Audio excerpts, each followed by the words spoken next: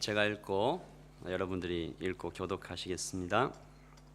데오빌로요, 내가 먼저 쓴 글에는 무릇 예수께서 행하시며 가르치시기를 시작하심부터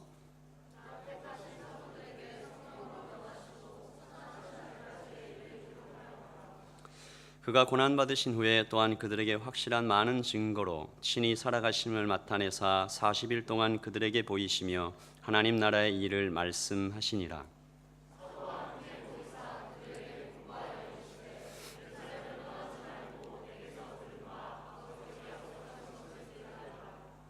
요한은 물로 세례를 베풀었으나 너희는 몇 날이 못되어 성령으로 세례를 받으리라 하셨느니라.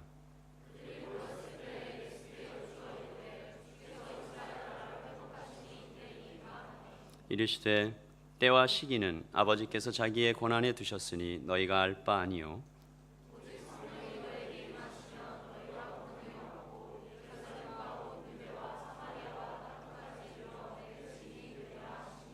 이 말씀을 마치시고 그들이 보는 데 올려져 가시니 구름이 그를 가리어 보이지 않게 하더라.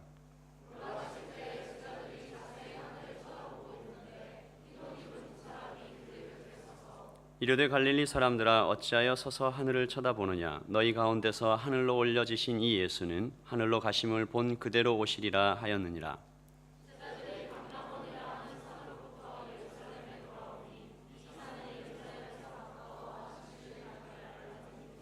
들어가 그들이 이와는 다락방으로 올라가니 베드로, 요한, 야고보, 안드레와 빌립, 도마와 바돌레메, 마테오, 알페오의 아들 야고보, 셀롯인 시몬, 야고보의 아들 유다가 다 거기 있어 여자들과 예수의 어머니 마리아와 예수의 아우들과 더불어 마음을 같이하여 오로지 기도에 힘쓰더라. 아멘. 자리에 앉으시고요. 제가 한번 기도하고 오늘의 말씀을 전하도록 하겠습니다. 주님 감사합니다.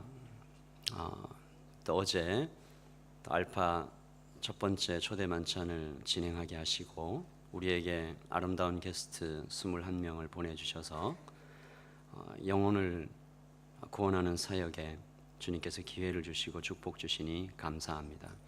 알파를 섬기는 모든 형제와 자매들에게 함께 하시고 축복하여 주시옵소서. 하나님, 우리들에게 간사님들을 주셔서 감사합니다. 하나님, 한 분 한 분에게 하나님의 놀라우신 축복과 성령의 충만하심이 늘 있도록 하여 주시옵소서.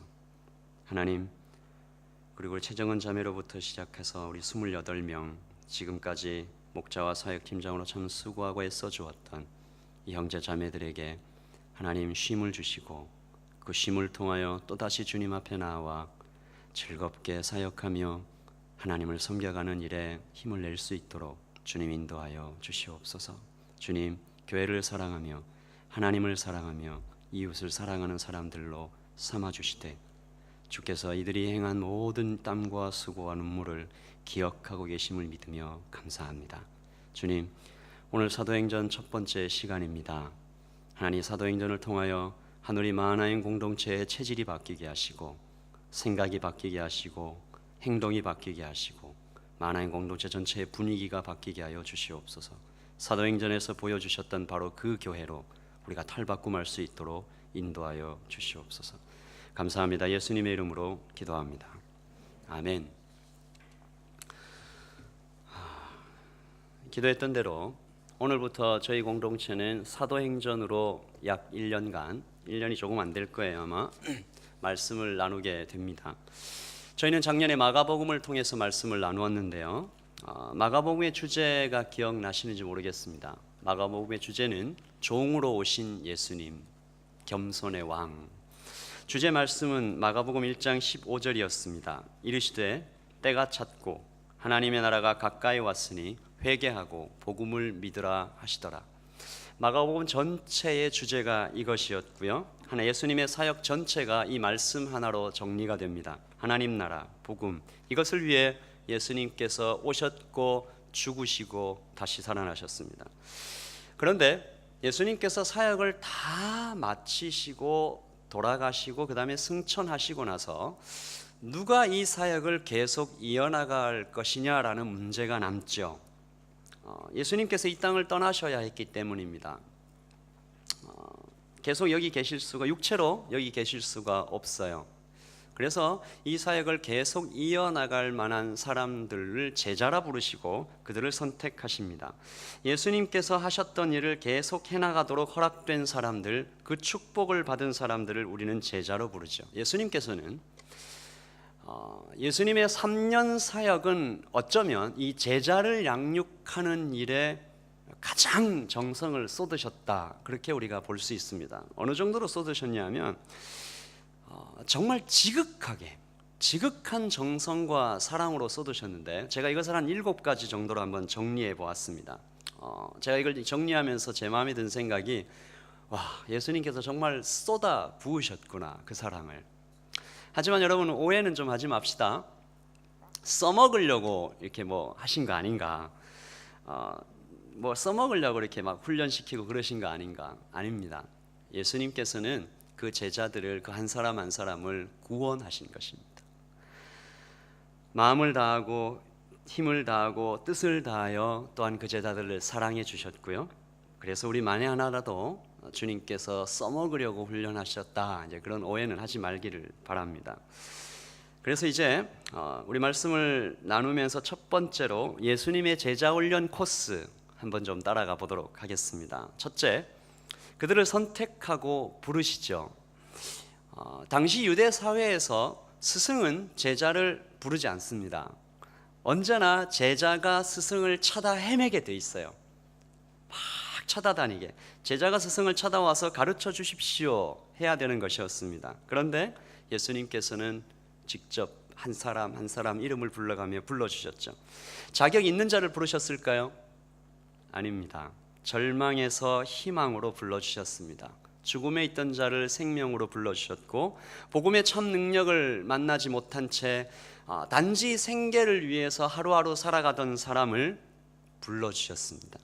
그것이 예수님의 첫 번째 사랑이었습니다. 두 번째, 그들을 불러주신 제자들을 또 가르쳐 주시죠. 이건 전혀 다른 가르침이었습니다. 그들의 말로 능력 있는 가르침이다. 너무 놀랬죠. 생명력이 있다. 영혼의 생수를 맛보게 하는 가르침. 사람들이 구름처럼 모이죠. 제자들은 예수님 바로 곁에 서서 그 구름처럼 모인 사람들과 함께 꿈결과 같이 말씀을 들었습니다. 듣고 또 듣고 그런 축복을 누리죠. 그리고 세 번째, 그냥 이렇게 가르치기만 하신 것이 아니고 그 가르침을 다 증명해 내십니다. 회개하고 복음을 믿으면 어떻게 되나? 회개하고 복음을 믿으면 하나님 나라가 임한다고 말씀하시고 나서 실제로 하나님의 나라가 임하는 현장들을 보여주세요. 병이 낫죠. 사람이 변화되죠. 기적이 일어나죠. 말씀으로 기적을 일으키시고 말씀으로 사람이 변하는 수많은 현장들을 다 보여주십니다. 그리고 함께 계속해서 있어 주시는 것입니다. 이것이 얼마나 축복입니까? 3년 동안 그들과 함께 먹고 자며 많은 시간을 보냅니다. 제가 이 대목에서 약간 좀 갸우뚱하긴 했어요. 저도 지금 제자훈련을 하고 있는데, 저와 함께 제자훈련하는 친구들은 저랑 함께 3년간 먹고 자며 하면 좋아할까? 안 좋아할까? 예수님이니까 좋아했겠죠. 그리고 또 그들에게 가르치시고 증명해 주시고 함께 있기만 하신 게 아니고요, 맡겨주십니다. 사역을 맡겨주세요. 믿어주시는 거죠. 너도 할 수 있다. 이제 너희가 나가서 귀신을 쫓아내고 하나님 나라에 대해서 가르치라 하시고 아웃리치를 내보내시죠. 너 해봐라 한번. 그리고 6번째입니다. 오래 참아주십니다. 자기들끼리 싸우죠. 자리다툼하죠. 예수님의 마음을 아프게 하고 또 아프게 해도 오랫동안 참아주시는 그 사랑을 여러분은 보았습니다. 마지막 7번째입니다. 용서하시죠. 제자들은 십자가 앞에서 주님을 부인합니다. 배반하죠. 3번 나를 부인하리라. 베드로는 3번 주님을 저주하며 부인하고 도망가죠. 그런 베드로를 또 찾아가서 3번 부르십니다. 내가 나를 사랑하느냐? 뭐예요? 용서하신 것입니다. 예수님의 용서에는 그저 정서적인 그런 용서뿐만이 아니라 용서하실 때 회복의 능력까지 포함되어 있습니다. 그러므로 이 7번째 안에는 회복해 주셨습니다라고도 들어가 있어야 되겠죠. 베드로는 정말 용서를 받고 나서 회복시키는 능력을 받고 나서 기적처럼 다시 일어서게 되죠. 이것이 7가지 예수님의 제자훈련 코스였습니다. 3년간의 제자훈련 코스 어떻습니까? 이 코스 따라가면 누구라도 변화될 것 같지 않아요? 그래서 제가 이걸 보고 우리도 3년 할까 이런 생각 잠깐 해봤습니다. 여러분 어떻게 생각하십니까? 예수님께서 오셔서 이 정말 한 우주의 왕께서 오셔서 정말 작은 무리에게, 고작 12명의 아주 작은 무리에게 정말 넘치게 그의 사랑과 정성을 쏟아부으시는 장면을 여러분이 보았습니다. 왜 이토록 처절하게 철저하게 쏟아부으시고 사랑하셨을까요? 그것이 예수님의 성품이기도 하지만 저는 좀 이렇게 성경에서 쳐다보았습니다. 약속입니다. 우리 한번 따라서 하실까요? 약속. 어떤 약속인가요? 내가 너희로 사람 낚는 어부가 되게 하리라. 내 증인이 되게 하리라. 주님께서 하셨던 그 약속, 부르실 때 하셨던 그 약속을 마침내 이루어 나가시는 과정이 예수님의 제자훈련 코스였어요. 그 약속은 이 제자훈련 코스가 다 마치고 예수님께서 부활하심으로 완성되는 듯 했습니다. 십자가에서 매달리셨죠. 완전히 그 시체를 확인했는데 3일 만에 다시 살아나신 것이죠. 이것보다 더 예수님의 신성을 확인시켜주는 장면이 없어요. 우리가 따랐던 그 예수님이 하나님이셨구나. 이건 완전히 도장을 딱 찍는 거랑 같은 거예요. 판결을 내리는 것 같죠. 우리가 이 부활에 대하여 좀 깊이 생각해 봐야 됩니다.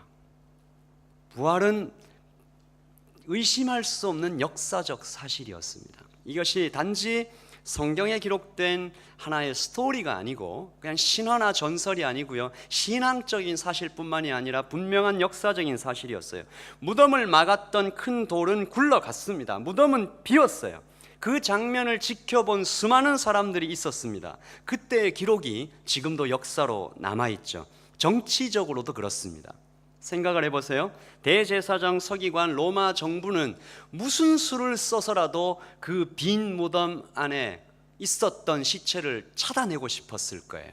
시체가 없어지니까 얼마나 그 말이 많았겠습니까? 그러나 결국 찾지 못했습니다. 또 부활 이후의 역사가 이것이 분명한 역사적 사실이었음을 증명해 주죠. 도망갔던 제자들이 다 예수님 앞에서 완전히 다 도망갔던 제자들이 복음을 전하게 되는 제자들의 놀라운 변화, 이것은 부활을 역설적으로 확증적으로 전해줍니다. 수많은 사람들이 또한 복음을 위해서 목숨을 버리죠. 어느 누가 거짓말을 위해서 죽을까? 그들의 놀라운 변화의 시작이 바로 예수님의 부활입니다. 하버드 대학의 로열 프로페서인 그린피스 박사라는 분이 있는데요, 혹시 여기서 법학을 공부하는 분들은 이분 이름을 알 수도 있어요. 제 발음이 안 좋아서 모를 수도 있지만 알 수도 있어요. 이분이 법학계의 최고의 석학이라고 불리는 분인데, 이분이 예수 그리스도의 부활이 거짓이라고 믿었던 모양이에요. 그래서 한번 연구를 좀 해보자, 그 거짓말을 완전히 폭로해보기로 작정을 하고, 그런데 연구를 꾸준히 하다가 부활에 대한 증거들을 꼼꼼히 탐구를 하다가 그는 전혀 예상과는 다른 정반대의 결론에 도달하게 됩니다. 책을 하나 쓰죠. 길어서 읽지도 못하겠네. On examination of testimony of the four evangelists by the rules of evidence administrated in the court of justice. 법정에서 준용되는 증거 구별의 사복음서 저자들의 증언에 관한 검토라는 책을 썼어요. 뭔 말인지 잘 모르겠는데 그리고 그 책에 이렇게 썼습니다. 예수 그리스도가 정말로 죽은 자들로부터 살아나지 않았다면 사도들은 자신들이 진술한 사실을 그렇게 확고하게 붙들고 있을 수가 없었을 것이다. 그린리프 박사는 예수 그리스도의 부활은 법적 증거의 관점에서 볼 때 역사상 증거가 가장 확실한 사건이다 라는 결론을 내립니다. 그 결론을 내리고 뭐 했겠어요? 이 박사님이 예수님을 믿게 돼요. 이 외에도 수많은 증거들이 예수님의 부활을 역사적 사실로 증명해 주고 있습니다. 여기에 대해서 너무너무 많은 엄청난 것들이 많아서 제가 이 부분을 따로 정리해서 부활주일날 여러분과 좀 같이 나누려고 합니다. 잠깐 부활주일에 대해서 여러분에게 좀 어나운스를 하고 지나가면, 작년에도 저희가 부활주일날 믿지 않는 친구들을 예배당으로 데려와서 전도를 했었습니다. 올해도 그렇게 할 겁니다. 만약에 예수님을 믿지 않는, 그리고 교회를 잘 다니지 않는 사람들이 1년에 딱 한 번 교회에 온다면 가장 좋은 날이 아마 이스터가 아닐까, 그렇게 생각했기 때문입니다. 그래서 그날 성령님께서 여러분이 데리고 온 그 친구들에게 역사하셔서 그 친구들의 마음을 만져주실 것이라고 저는 믿습니다. 저는 그날 예수님의 부활에 대해서 증명하려고 합니다. 여러분이 그것을 위해서 계속 기도하고 친구들을 초청해 주시고요. 딱 4주 남았습니다. 지금부터. 어쨌든 다시 제자들에게로 좀 돌아가면, 이 놀라운 부활을 제자들이요, 우리는 지금 들었죠, 책으로 봤죠. 이 제자들은 직접 눈으로 보고 손으로 만져봤어요. 자, 이제 제자들이 어떻게 해야 됩니까? 그 7가지의 제자 훈련 코스를 3년 동안 다 마치고 예수님께서 부활하신 현장까지 다 보고 했으면 이 제자들이 어떻게 해야 돼요? 제자로 완성이 돼야 돼요. 사람 낚는 어부로 완성이 돼야 돼요. 당연하죠. 그런데 그들이 제자로 완성이 안 돼 있다라는 것을 기록한 말씀이 오늘 사도행전 말씀이에요. 부활만 본 게 아닙니다. 예수님께서 부활하시고 나서 그 부활체로 벽을 막 통과하시고 여기 나타났다가 저기 나타났다 하시는 그 부활체의 몸으로 40일 동안 그 땅에, 이 땅에 있으시면서 하늘나라의 일을 말씀하고 다니셨어요. 그 부활체의 예수님을 40일 동안 만난 거예요, 제자들이. 그랬으면 제자로 완성이 돼야 될 거 아니에요? 근데 말도 안 되는 일이 일어납니다. 우리 같이 한번 말씀 사도행전 1장 1절부터 3절까지 한번 다시 읽어보십시다. 시작. 데오빌로요, 내가 먼저 쓴 글에는 물은 예수께서 행하시며 가르치시기를 시작하심부터 그가 택하신 사도들에게 성령으로 명하시고 승천하시기 날까지의 일을 기록하였노라. 그가 고난받으신 후에 또한 그들에게 확실한 많은 증거로 친히 살아계심을 나타내사 40일 동안 그들에게 보이시며 하나님 나라의 일을 말씀하시니라. 이게 제가 얘기했던 1절에서 3절까지 지금까지 말씀한 겁니다. 40일 동안 예수님 뭐 하셨을까요? 하나님 나라의 일을 말씀하셨느니라 총정리 복습하신 거예요. 3년간의 그 사역을. 그리고 나서 자, 이제 총정리 복습까지 다 마쳤어요. 다 모이라고 합니다. 예수님께서 이제 내 떠날 때가 됐다, 다 모이라라고 해서 마지막 정말 유언과도 같은 말씀을 하시죠. 1장 4절입니다. 같이 읽으십시다. 시작. 사도와 함께 모이사 그들에게 분부하여 이르시되 예루살렘을 떠나지 말고 내게서 들은 바 아버지께서 약속하신 것을 기다리라. 요한은 물로 세례를 베풀었으나 너희는 몇 날이 못되어 성령으로 세례를 받으리라 하셨느니라. 이것이 예수님께서 제자들에게 다 불러 모아놓고 마지막으로 이렇게 하신 말씀이에요. 그런데 이어지는 제자의 말이 정말 저는 얼굴이 화끈거릴 정도로 제가 그 현장에 있었고 예수님과 같은 그 마음으로 그 자리에 있었으면 아마 뒷목 잡고 쓰러지지 않았을까, 이런 생각이 드는데 1장 6절입니다. 한번 읽어보죠. 시작. 그들이 모였을 때에 예수께 여쭈어 이르되 주께서 이스라엘 나라를 회복하심이 이때니까. 한숨이 막 나오는 장면이죠. 무슨 얘기예요? 잠깐 예수님, 근데요 가시면 안 되죠. 저희들은 어떻게 하라고 가십니까? 예수님 지금 다시 부활하신 거, 이 로마 뒤집어 엎으시고 왕 되시려고 부활하신 거 아닙니까? 그리고 왕 되시면 저희들한테 한 자리씩 주시고 뭐 그런 거 아닙니까? 근데 뭐 지금 가시면 안 되는데요, 예수님 잠깐만요, 이런 얘기를 한 거예요. 아직도 그들의 관심이 땅에 있었다. 저는 이 대목을 보면서 좀 소름이 끼쳤습니다. 이럴 수가 있나, 바보도 아니고, 아니 어떻게 그렇게 독특하게 정성으로 가르치시고 부활을 보기도 하고 40일 동안 예수님을 보고 만지고 그분의 말씀을 들었다는 사람들이 이런 반응을 볼 수가 있나? 이건 해도 너무한다. 숨이 막힌다. 그런 생각을 했습니다. 그런데요, 사랑하는 청년 여러분, 사람은 그럴 수 있습니다. 사람은 그런 존재입니다.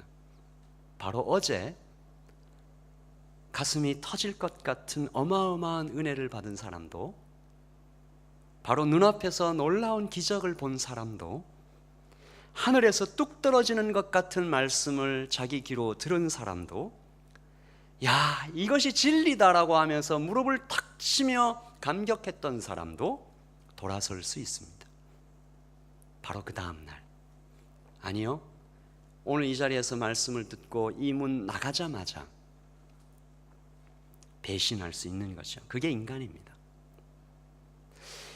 인간의 비참과 죄성이 얼마나 무서운지 우리는 알아야 되는 거죠. 이거 참 무시무시한 겁니다.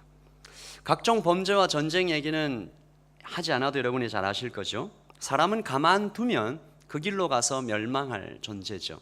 예전에 아주 유명한 얘기가 하나 있죠. 한국의 아주 유명한 전도자 한 명이 전도자가 되기 전에 있었던 일인데, 아주 폭군이었어요. 폭력배였는데 지나가다가 한 어린이가 전도를 하는 것을 보고 빈정거리면서 얘기를 합니다. 한 조그마한 아이가 예수 믿으세요 라고 얘기하면서 이렇게 전도지를 나눠주니까, 야, 천당은 됐고 지옥은 어떻게 하면 가냐?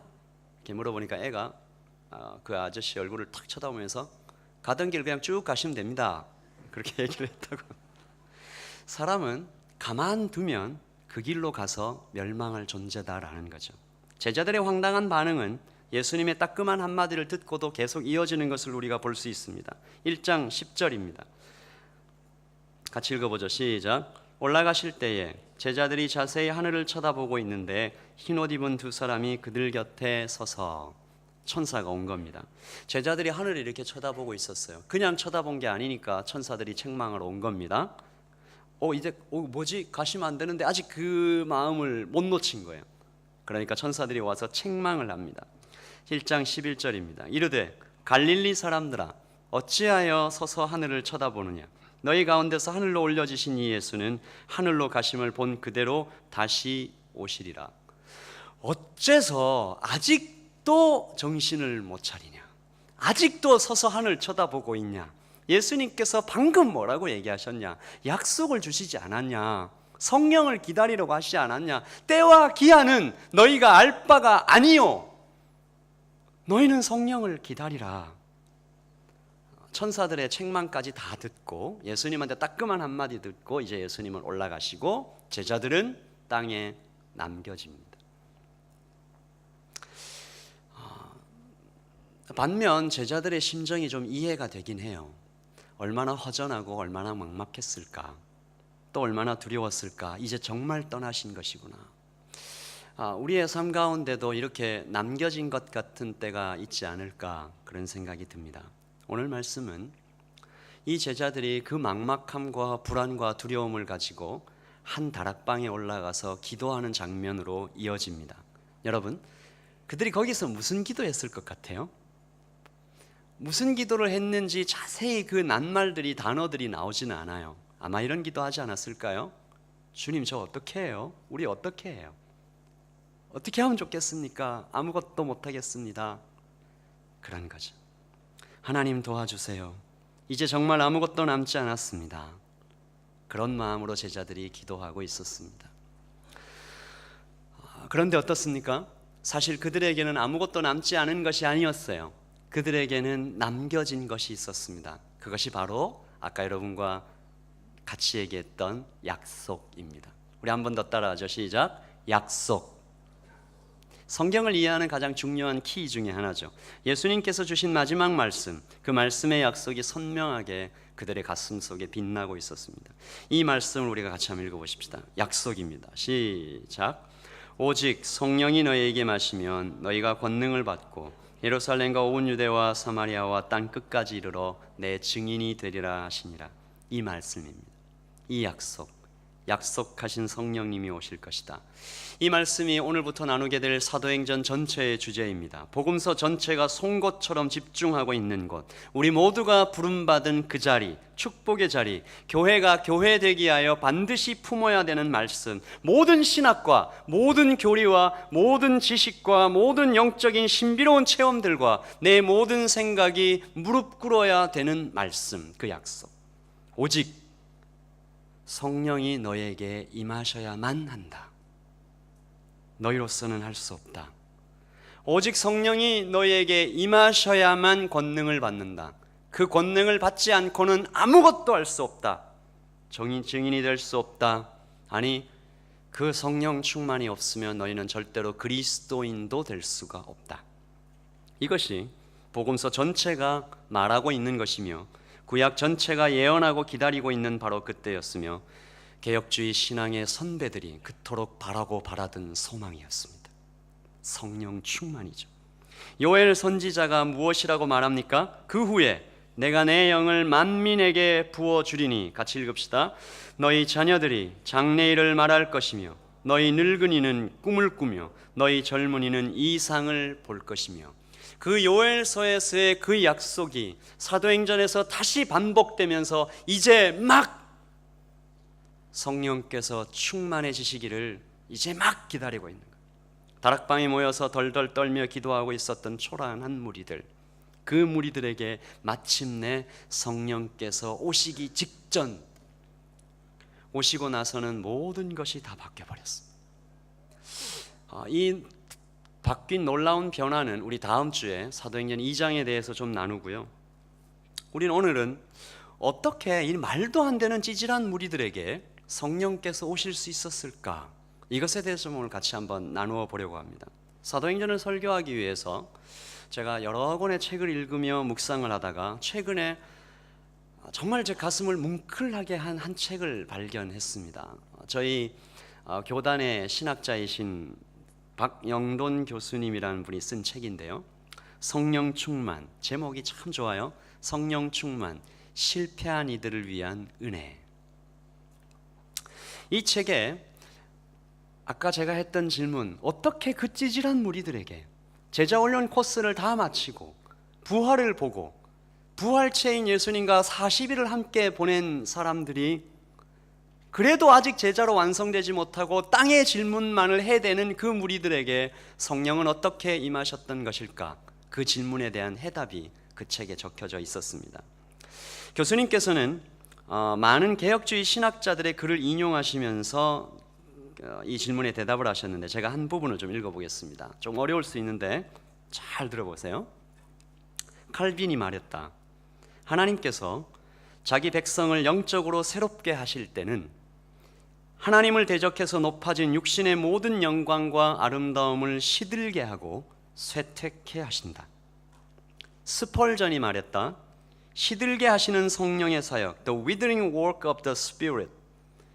이 시들게 하시는 성령의 사역이라는 설교에서 스펄전은 성도가 성령의 시들게 하시는 잔잔한 바람에 순응하지 아니하면 성령께서는 강풍을 몰아오며 그래도 버티면 허리케인을 몰아오신다. 교만한 육신이 티끌을 입에 댈 정도로 낮아질 때까지, 그 완고함이 낱낱이 깨질 때까지, 육신의 욕망이 바짝 말라 비틀어질 때까지 성령의 시들게 하는 그 바람은 멈추지 않는다. 하나님은 우리를 영적으로 살리기 위해 우리의 육적인 자아를 죽이시는 것이다. 우리를 영적으로 세우기 위해 육적으로는 허물어뜨리시는 것이다. 조나단 에드워드의 말처럼 죄의 포로가 된 사람의 비참함을 맛본 사람만이 자유의 무한한 가치를 안다. 그러므로 성령 충만은 로이 헤슨이 지적했듯이, 같이 읽읍시다. 성령 충만은 우리의 신실함에 대한 보상이 아니라 우리의 실패에 대한 하나님의 선물이다. 우리의 신실함에 대한 보상이 아니라 우리의 실패에 대한 하나님의 선물이다. 무슨 말이에요? 철저히 실패한 제자들에게, 예수님의 제자훈련 코스에서 F학점을 맞고 다락방에 모여 떨며 기도하고 있는 초라한 무리들에게 성령의 충만한 은혜가 부어진 것이라는 것. 바로 그들이야말로, 실패한 이들이야말로 성령 충만의 은혜가 너무너무 필요했던 그런 사람들이다라는 것입니다. 아니요, 조금 더 정확하게 얘기하면 성령께서, 예수님께서 그들을 그 자리까지 몰고 가신 거예요. 그들의 육신이 다 시들 때까지, 육적인 자아가 다 허물어질 때까지. 그래서 나는 아무것도 아닙니다, 성령님밖에는 내게는 아무것도 남아있지 않습니다. 그들의 육체적인 관계들을 다 끊어놓고 돈과 건강과 사회적인 지위와 기댈 수 있는 모든 것들을 다 끊고, 그래도 남아있는 자존심까지 다 부수시고, 나는 절대로 주님을 부인하지 않겠습니다라고 오만하게 얘기했던 그 말도 땅에 떨어뜨리시고, 그렇게 넘어지고 깨지고 실수하고 배신하고 그래도 끝까지 참아주시면서 그들의 육신이 완전히 시들어 버릴 때까지 광야를 경험케 하신 것입니다. 그러므로 우리가 사도행전 1장을 읽을 때 그 제자들의 모습에서 내 모습도 발견할 수 있는 거죠. 우리가 지난주에 나눈 위로의 하나님, 하이델베르크의 요리문답에 사나 죽으나 우리가 주의 것이로다라는 위대한 고백으로 살기 위해 첫 번째로 알아야 될 것이 무엇입니까? 라는 질문이 있었죠. 그 질문 보죠. 우리의 인생 가운데 복된 인생으로 살고 죽기 위해서 당신은 무엇을 알아야 합니까? 그 다음 슬라이드를 넘기지 마시고 여러분 대답을 해보십시다. 가장 먼저 알아야 되는 것이 뭐였어요? 나의 죄와 비참함이 얼마나 큰가, 이것을 아는 것이 가장 중요하다. 우리는 지난주에 그걸 나눴습니다. To enjoy discomfort, I must know three things. First, how great my sin and misery are. 나의 죄와 비참이 얼마나 큰가. 제자들이 다락방에서 경험했던 그것, 마지막 예수님께서 승천하시기 전에 따끔하게 그들을 경계하시며 말씀하셨던 그 말씀에서 그들은 그 비참을 경험했을 것입니다. 다락방에서 뭐 했을 것 같아요? 기도했는데 그 마음이 얼마나 막막했어요. 이 제자들이요, 예루살렘이 고향도 아니에요. 갈릴리 사람들이에요. 밖에 나가봐야 아는 사람도 없어요. 예루살렘을 떠나지 말라 하셔서 떠나지도 못하는데 밖에 나가면 로마 군인들이 체포하러 다니죠. 머리 둘 곳도 마땅치 않죠. 다 잃었죠. 고향으로 돌아갈 수도 없죠. 모든 것을 다 잃은 상태. 여러분 중에 혹시나 다 잃어버린 사람이 있습니까?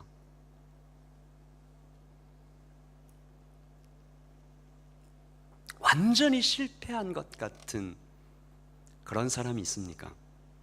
성령 충만은 그 실패한 사람들을 위해 주시는 은혜입니다. 오직 기다리려고 하신 성령님을 기다리는 것밖에는 아무것도 붙잡을 것이 없는 상태. 그 절망의 밑바닥에서 그들의 육이 다 시들어 버리고 그들의 모든 희망이 성령께로 향해 있는 것입니다. 우리 이어지는 말씀에 그들의 육이 다 시들어 버렸다는 것을 잠깐 좀 볼 수 있는데요. 이어지는 말씀 좀 보죠. 1장 13절입니다. 들어가 그들이 요한은 다락방으로 올라가니 베드로, 요한, 야고보, 안드레와 빌립, 도마와 바돌로메, 마테와 알페의 아들 야고보, 셀로신 시몬 야고보의 아들 유다가 다 거기 있어. 같이 읽죠. 시작. 여자들과 예수의 어머니 마리아와 예수의 아우들과 더불어 마음을 같이하여 오로지 기도에 힘쓰더라. 이름을 이렇게 낱낱이 기록해 놨죠. 한 사람 한 사람 이름 다. 왜 그랬을까요? 이 누가는, 이 사도행전의 저자 누가는 뭔가를 말하고 싶었던 거예요. 이게 무슨 얘기인가 하면 이들이 전혀 배경이 다른 사람들이었어요. 결코 함께 할 수 없는 사람들. 모인 사람은 한 120명 정도 됐는데 예수님의 제자들, 예수님의 따랐던 자들, 예수의 모친과 예수의 아우들, 그런데 이 중에는 예수의 무덤까지 쳐다갔던 신실한 여자들도 있고 겟세마네 동산에 체포된 예수를 버리고 도망친 제자들도 섞여 있고 예수님을 전혀 믿지 않았던 예수님의 아우들도 있고. 보통 그런 사람들 모아놓으면 뭐 해요? 너희가 나는 잘했고 너는 못했고 서로 비방하고 그런 얘기할 수 있죠. 나는 지켰다. 너는 왜 떠났냐? 이 자리에 들어오지 마라. 네가 감히 뭐라고? 너 예수님 버리고 떠났잖아. 너 3번 부인했잖아. 마치 한국 교회가 일본 식민지 시절을 마치고 나서 신사참배를 했냐 안 했냐로 신사참배를 한 교회와 그렇지 않은 교회가 서로 싸운 것처럼 말입니다. 그런데 오늘 말씀은 그 사람들이 다 모여서 마음을 같이하여 오로지 기도에 힘썼다라고 기록하고 있습니다. 육이 다 시들어버린. 기도 중에 그들은 하나가 되죠. 그리고 그리고 베드로가 일어나서 말합니다. 배신한 가룟 유다 중에 사도 한 사람을 다시 뽑자. 제비를 뽑아 mattia를 사도로 세우죠. 12를 완성하기를 원하시는 하나님의 뜻을 베드로가 깨달은 것입니다. 그래서 사도행전 1장과 2장은 이렇게 끝나고 시작해요. 1장 26절 보죠. 시작. 제비 뽑아 mattia를 얻으니 그가 11사도의 수에 들어가니라. 여기까지가 준비가 마무리가 된 거죠. 그래서 2장 1절이 시작합니다. 시작.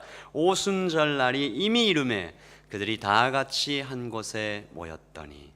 이러고 나서 사도행전 2장이 쫙 시작을 하는 거예요.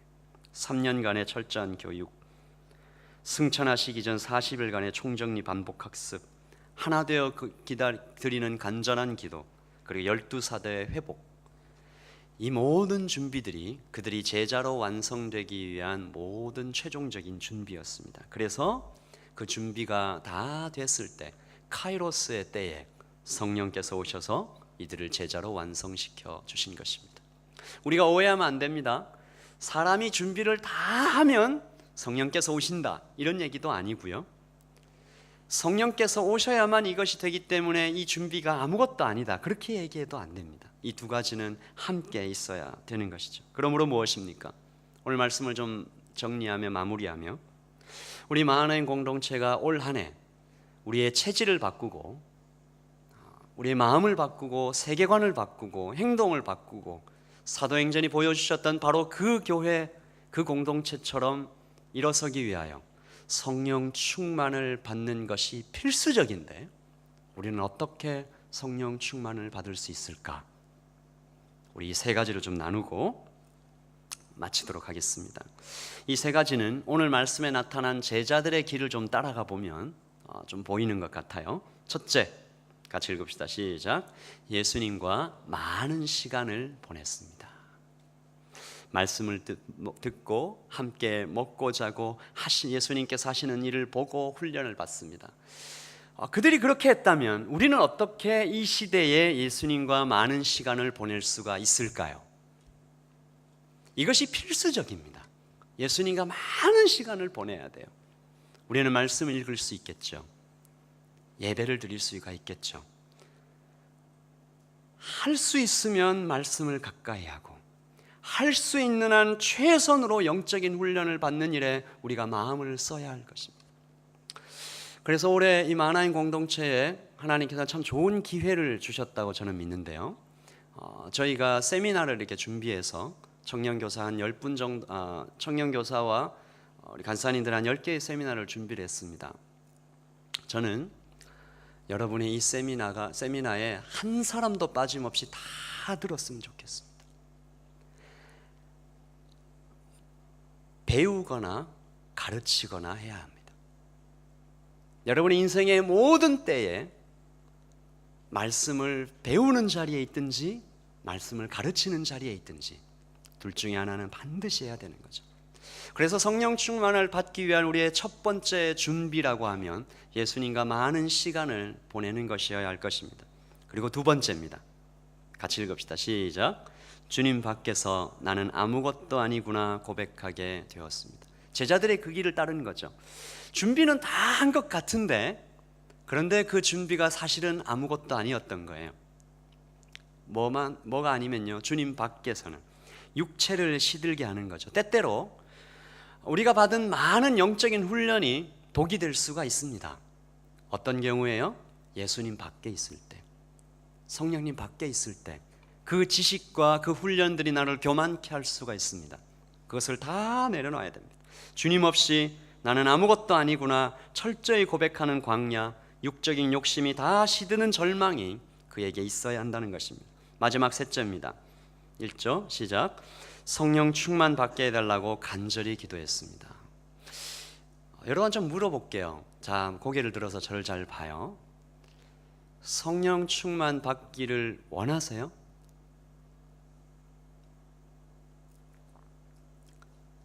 원하지 않는 자에게 주실 리가 없습니다. 여러분이 정말로 성령 충만 받기를 원하시냐? 이 말은 바꾸어 얘기하면 여러분 정말 주님 사랑하냐? 주님 외에는 아무것도 아닙니다라고 고백할 수 있냐? 주님과 다른 모든 것의 가치를 완전히 상대화해서 절대적으로 주님을 붙잡고 있느냐? 한 목사님이 그렇게 얘기하더라고요. 지금 현대 사회에서, 현대 교회에서, 현대 성도들에게 뭐 그렇게 하실 일은 없지만 어느 날 성령님이 떠나셔도 사람들이 눈치를 못 챌 수도 있다. 아무 불편함 없이 우리가 예배하고 그렇게 성도처럼 성도인 척하며 살지 않을까? 여러분 정말로 성령 충만이 필요하십니까? 내 육신의 완전한 절망을 맛보고, 특별히 여러분 영혼을 양육하시는 분들 있죠. 목자들, 사역팀장들, 알파 사역을 하는 분들. 그래서 그 자리가 귀중하고 소중한 거예요. 자기 힘으로 해보려니까 안 되죠. 많이 준비해 와서 했는데 잘 안 되죠. 기도를 깊이 하면 그때서 비로소 길이 보이죠. 우리가 그런 절망들, 안 되는구나. 사람을 살리는 일은, 의미 있게 사는 일은, 인생의 목적을 발견하는 일은, 생명을 붙잡는 길은 나로서는 할 수가 없구나. 성령님 저를 좀 도와주십시오. 그 기도가 아주 진실하고 절박해야 할 것입니다. 지속적이고 끈질겨야 될 것입니다. 저는 때때로 여러분 앞에서 말씀을 전하며 이 자리를 내려갈 때 많이 절망하기도 합니다. 이만큼 젊은이들을 모아놓으면 무언가 하나님께서 엄청난 일들을 행하시지 않을까 기대를 잔뜩 했다가도, 또 어떤 경우에는 참 절망했다가도 그렇게 왔다 갔다 합니다.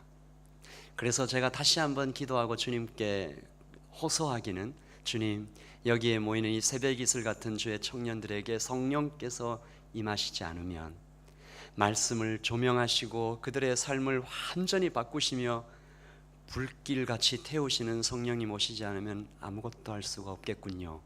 그 결론으로 돌아가게 됩니다. 올해 마하나임은 다 함께 성령님을 찾으십시다. 나의 육신, 죄의 욕심과 교만을 주님 다 시들게 해주십시오. 그렇게 기도하십시다. 죄와 비참을 알게 해주십시오.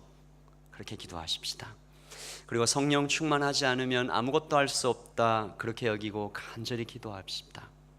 목장은 모일 때마다 우리가 자주 부르지 않았던 그 이름, 누가 그렇게 얘기하더라고요.